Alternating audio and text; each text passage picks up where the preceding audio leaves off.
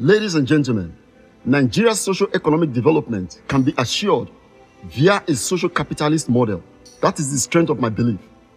For several decades, endemic poverty, rampant criminalities, deficient healthcare, and poor educational systems, yet a grotesque political order, all stemmed from the primary but sustained economic sabotage by the very corrupt elites. These unpatriotic elements have over many decades plundered the Nigerian nation to a brutal loss of over $500 billion of revenue that have made its way to foreign coffers and assets.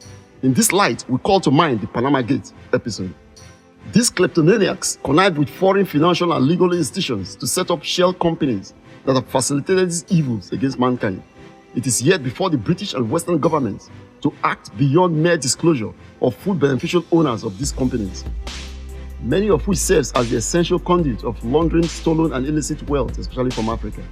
Yet there exists a solid legal stranglehold and secrecy within the enabling institutional framework for this evil. Our march towards democracy led us through several leaderships largely devoid of true nationalism and undying patriotism. The lack of these are evident in our lives. How do we love our neighbors when we care less about their socio-economic and environmental realities?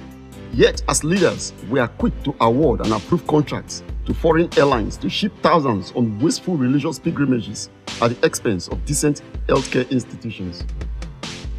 We have a justice system that is rife with inequality and corruption, allowing wealthy criminals to negotiate safe landings to return some percentage of stolen national wealth and avoid prosecution, the same system that jails the common man for stealing food. These same elite saboteurs go on afterwards to devise further ways to loot the system, thwart and abuse electoral processes, and even get state pensions on retirement, as well as police protection. The same security apparatus they misuse for electoral and other fraudulent selfish ends. We have seen the massive shift to a hardcore capitalism through the privatization exercises involving divestment from major national entities and sectors. Some we yet believe ought to have been considered and held apart as essential and exclusive from private domination. It is in the light of the above we put these in a context that ours is a democracy founded on the principles and objective of unbridled greed, nepotism, cronyism by the very corrupt elite in government and their private sector counterpart. This very culture continually inspires the interpretation and further amendments of the prevailing constitution. To cite an example, we can point to the direction of many past governors who, prior to leaving offices, initiate legislations to award themselves several hundreds of millions in pension annually in addition to other excessive entitlements. This is even after they have plundered and looted their respective state coffers. Perhaps this precedence reinforces the manner by which the Constitution is held over the masses as an open check for abuses. Blackmailed on the precepts of democracy, the present president is cornered by these exalted criminals and their comrades who have gone ahead to hijack the political machineries and the economic pillars of our society. Today, Nigeria is on the brink of ethnic unrest, as each ethnic group claims disenfranchisement, dissentiments, inequality, and distrust on political and socio-economic terms, causing a rise of ethnic and religious hate crimes and tensions to flourish. The way we seek, we are mindful of our collective reality to the degree explained above. We aspire to reform the status quo in all of its ramifications, political and socio-economic. We aspire a united Nigerian nation where the judiciary is truly independent, disciplined, ethical, and responsible, yet with a justice system that is equitable but resolute. It is in this resolve that such can only be achieved by a radical and total reform of the judiciary and the entire framework of justice administration in Nigeria, from customary to the supreme arm jurisprudence. Ultimately, we seek to revisit privatization. The latter has bettered a system of hegemonic cabal who utilize public authority to gain undue advantage of key sectors of our economy, thereby mortgaging our collective interest for private ends under guises of capitalism. No nation is purely capitalist or socialist by way of practical reality. The former may either bet opportunities that serves the core interest of the corporate few, while the state evolves the welfare net for the vulnerable lower class. Or the latter promotes equitable redistribution for all, yet hegemonic opportunities are bettered by the dynamics of socio-political interplay. In the reality of Nigeria, we have been robbed vastly under the guises of liberalization. Whilst we accept the need for a market-centered economy, we yet affirm our resolution to restore prosperity and stability through a social capitalism model. SOCAPism, as a social-political ideology, seeks to blend the merits of a free market economy and socialist welfare on the basis of collective interest of the people across all communities, regardless of ethnicity, race, religious beliefs, or gender. Collective interest works best for a people who believe the purpose of commitment to hard work is to bring the cost of the electricity and gas down and not to serve the pockets of shareholders who hold little or none of that purpose. It is to our detriment that essential sectors have become commercialized. The concept of resource control, even embedded in the continual agitations for true federalism and restructuring or devolution, can never guarantee Nigeria the development and growth it seeks, except past and current corrupt socio-economic political progenitors are rounded up at all points, and this will start with the third sector. To achieve the basis of our collective interest, social capitalism, Nigeria must bet a viable third sector within an efficient regulatory framework. In subsequent vein, we seek to amend the Nigerian Constitution, Section 162, to enhance the derivation principles because the Philipson Commission of 1946 only perceived resource generation from the perspective of natural resource exploitation, thereby disenfranchising constituents that may generate resources from operations, such as independent power generation, technology, commerce, and so on. And this would be towards a possible proportional resources and corresponding needs-based principle for funds allocation. Although, the honest truth is that Nigeria has been exclusively dependent on oil revenues for decades. This came at a very huge cost to the region where these resources is exploited. Therefore, any funds allocation system should set aside an exclusive reservoir for rehabilitation of the affected regions. A proportional resources and needs-based allocation system wherein population and the value of revenues or produce generated from the state or region is proportional to the funds allocated to it, directly to meeting respective needs, will be emphasized by the various developmental commissions under consideration. So in practice, once the state's projections on recurrent expenditures are established, there should be various developmental commissions in all regions that will develop long-term infrastructure developmental frameworks for private sector partners and investment banks who may act as underwriters and managers for phase-by-phase implementation of the various projects within the frameworks across the Nigerian nation. Federal organs such as the Niger Delta Ministry should be dismantled and integrated into a reformed Niger Delta Developmental Commission so that rehabilitation by the federal government can be streamlined. The federal government must consider mass redeployment of staff to respective regional developmental commissions and then wind down ministries in order to downsize. The various projects within the respective developmental commission frameworks should absorb these individuals and ameliorate unemployment. It is our desire to see an entrenchment of collective interest that should be evident in our resource administration and control. The principles behind oil block allocations have been well defined within the context of the prior flawed thought and culture that have seen the local content bill exploited to the exclusive benefit of a select few on grounds already emphasized: cronyism, nepotism, individual and corporate gluttony, corruption, or outright embezzlement to the detriment of the very communities where those resources and assets resides. We dream of a society where the governments of the northern states of Nigeria can engage and invest in oil exploration partnerships modeled on a social investment contract between foreign investors and host communities, which ought to be allocated rights to the licenses of these oil blocks or minerals. This kind of partnerships by private investors or multinational corporations should be pursued instead of the status quo of building few blocks of schools and hospitals here and there under the present reality of poor healthcare and educational frameworks. Any investors or multinational firms under the proposed initiative can be considered for tax reliefs or other incentives. We dream of a united Nigeria where the southern states leaders can invest massively in agricultural production up north on similar basis rather than engage on further divisive and destructive tendencies of hate and religious bigotry. It holds true that our natural identity is our spirituality. Even prior to colonization, we may hold faiths that are parallel, but the common essence of our faith is brotherly love that knows no bound of ethnicity, region, or the religion itself. Today, we expend resources to fulfilling religious practices instead of the common objective and virtue of the religion. Hence, ours have become a society of material profligacies, perverted justice. The principles and practices of our institutions must be on the basis of collective benefit. On this note, we canvass the demise of further national and statewide funding of religious pilgrimages.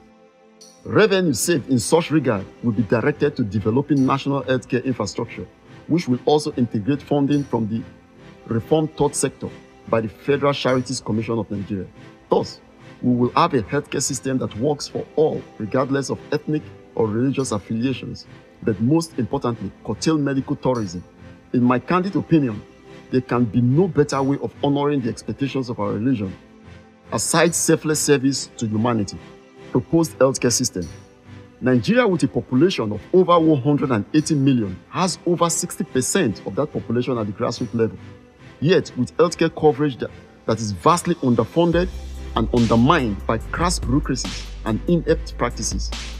Hospital health boards have so oftentimes misdirected policies and programs via interferences with procurement, staffing, and ethics. Thus, the prevailing healthcare system without the active endorsements of the Nigerian Medical Council, a body that ought to ensure medical practices and institutional frameworks work best in sync with professional standards at all levels. It is expedient we develop biometric registration and digitalization policy towards a decent healthcare framework. Such will ensure healthcare and welfare of all vulnerable individuals, infants at birth, children, and adults, are best monitored.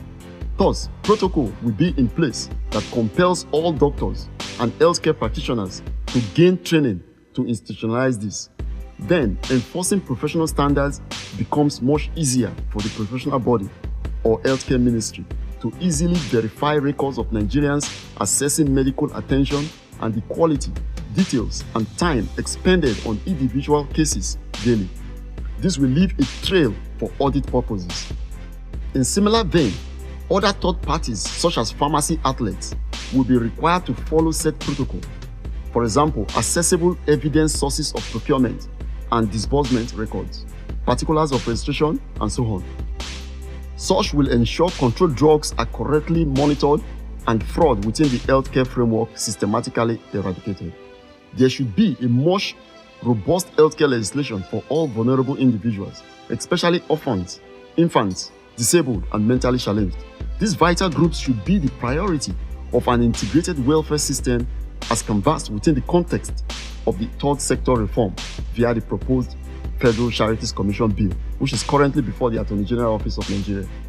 Nigeria can only achieve excellent healthcare system only where practices and attitudes are reformed before we expend fortunes on infrastructure and healthcare institutional arrangement.